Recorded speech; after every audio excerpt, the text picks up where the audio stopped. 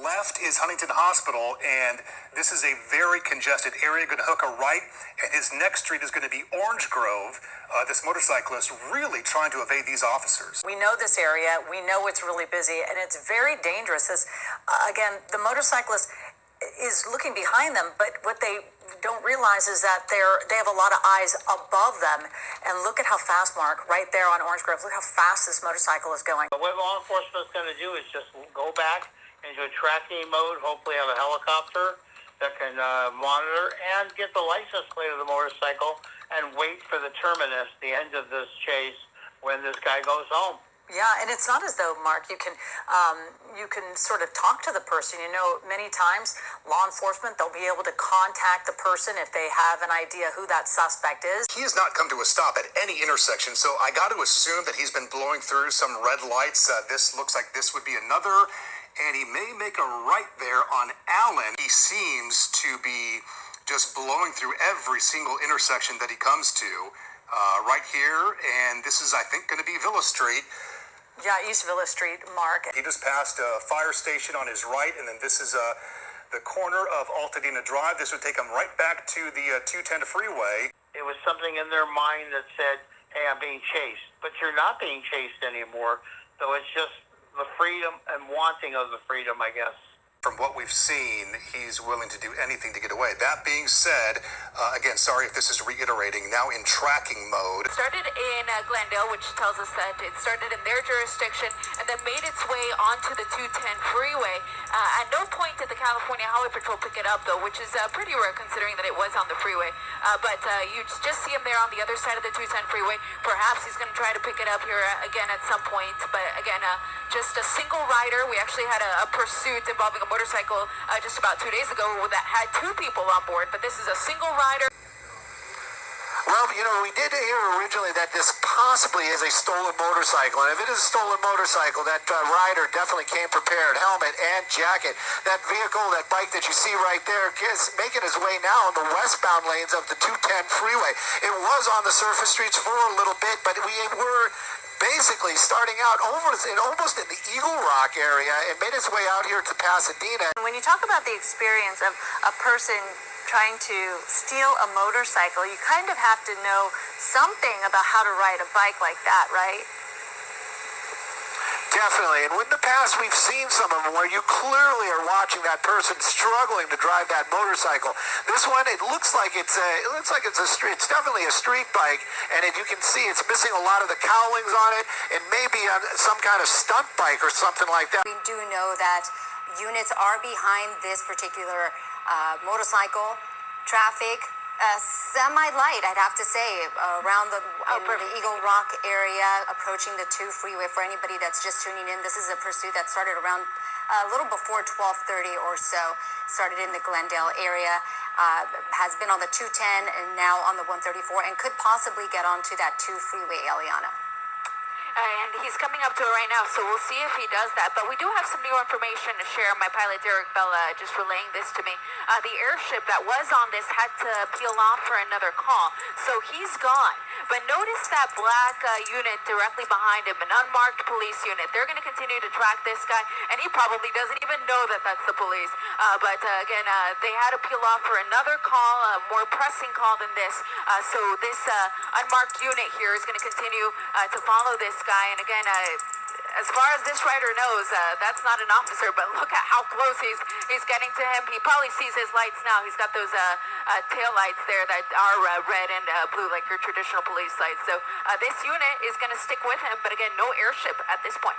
They're more inclined to stay behind and follow. And like Colleen was saying, this appears that it is one of those unmarked vehicles, whether it is one of the CHP ones or another agency. We just don't know yet. I don't know if there's 7HD can pull in. Yeah, that's a tight turn. This is Glendale Avenue he just got off on, and anyone who drives this freeway, they know it is a super tight turn. And I think he was going just a bit too fast than he realized for that exit. Almost lost it. Back on. It looks like almost like the motorcycle stalled there for a moment. Look how exposed that person is riding a motorcycle or this type of stunt bike. Any collision, any fall, any kind of action, with someone else, that person is going to get hurt. Very dangerous situation. Law enforcement, now this is going to be Glendale. I really don't know how they handle things like this or what their policies are, but that rider clearly not very familiar with riding a motorcycle, especially not one with that kind of power. And you can see that they have people in the roadway right there making these turns. I'm not sure if he knows where he's going or just picking random streets out here because we're in a very residential neighborhood. Clearly, it's not a big, heavy utility vehicle. We've seen pursuits with vehicles like that could do a lot of damage. Does that maybe cause some additional issues with pedestrians crossing? Yes. And also, they're a little more stealthy. They're not going to hear it or see it come up upon them. Sure. Yeah, and they come up so fast. But look right here. You can see that. Boy, that undercover, that unmarked car is really taking some chances as well. Yeah, they don't want to lose him, but might get pinned right here. That's a situation where the motorcyclist was able to evade a bit more. Lane splitting between those vehicles that at the red light. Still here in the Glendale area on the wrong side of the road, again through another intersection. I got to assume this is not far from the Glendale Galleria. He seems to be keeping distance from all the other vehicles, which is probably the only thing he can do. But again, making wide turns, hard cuts right there. A lot of other vehicles that just might not see this person.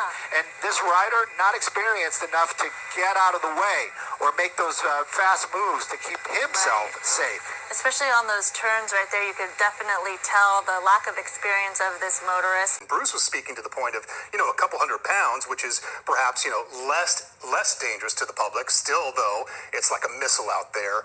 But we have seen these pursuits with motorcyclists and really badly for the rider specifically. Clearly, they are taking every precaution, right? Giving him a little space, monitoring the situation, but also the public needs to be safe and make sure that this person stays off the road. Yeah, definitely. And warning the public, again, look at this, wrong side of the road, this time really for no reason whatsoever. Just got onto the wrong side of the road and now picking up a little bit more speed. There's not going to be any marked units directly behind him. And then I told you earlier that the Burbank Police ship had to leave to answer another call. So he was replaced by an LAPD helicopter. For the most part, LAPD will let things go to keep everybody safe. And it looks like we're getting back onto the freeway, so we're not getting into the downtown area. But definitely a lot of traffic, and let's see what happens with this motorcycle and all this traffic. Yeah, definitely precarious when he's making turns. That's the real scary part because he's cutting in front of cars making those turns or going extremely wide because he doesn't have quite the command of a vehicle like this, a motorcycle. Yeah, knowing how to drive this thing. So very erratic when you're on something like that, on those two wheels, but going fast, and we have no idea where he's going. He's kind of doing a loop-de-loop. Makes it really difficult for officers to follow him. So it could be a situation where if he does stay in this general area, they may just have to let him go. Definitely kind of staying in that area where the government buildings are. We're very close to City Hall, police headquarters, and things like that. So we're going to keep an eye on it. And again, you said it earlier, Sandra, he's basically just making loops out here. How much more erratic are those turns going to be as he's handling that motorcycle that he's not familiar with, it seems. Maybe he thinks that he's free and clear and trying to figure out where to go. But he could. Yeah. Yeah, it looks like, it looks like he's making some decisions here. It looks like we actually pulled into an apartment building. This is going to be, what is the name of this? This is the one that caught fire a while ago. Picasso. Is it Picasso? Oh. I think it's the Picasso. Okay. And, right by the freeway right there. It just made a turn. Yeah, he made a turn into that parking garage. So I'm going to stay a little bit wider, not for problems of him being injured, but to see if I see anybody running through the courtyard areas. Police work it's never easy, but you're getting extra tools by having those cameras. Yeah, and I happen to know in this complex, they do have a 24-hour live monitoring station, and they have security that doesn't monitor the cameras. So they might be contacting that security officer or that security office to see if they can see exactly which way the guy went in and where the guy went once he pulled into the garage.